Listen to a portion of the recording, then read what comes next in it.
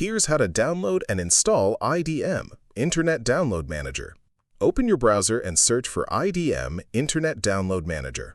Go to the official IDM website and click Try IDM 30 Days Free Trial to start the download. Once it downloads, right-click the installer file and select Run as Administrator. This ensures IDM can install its browser integration correctly without permission issues. Click Next, accept the terms and conditions, click Next again, and proceed through the remaining steps. Click Finish once installation is complete. After finishing, a pop-up will appear in your browser asking you to enable the IDM integration module. Click Turn On to activate it. This is the step most people miss, and without it, IDM will not appear on YouTube or any other download site. To verify it is working, open YouTube, hover over any video, and you should see the IDM download panel appear. If it shows up, IDM is installed and working correctly. Use the 30-day trial to decide if the full version is worth purchasing for your download needs.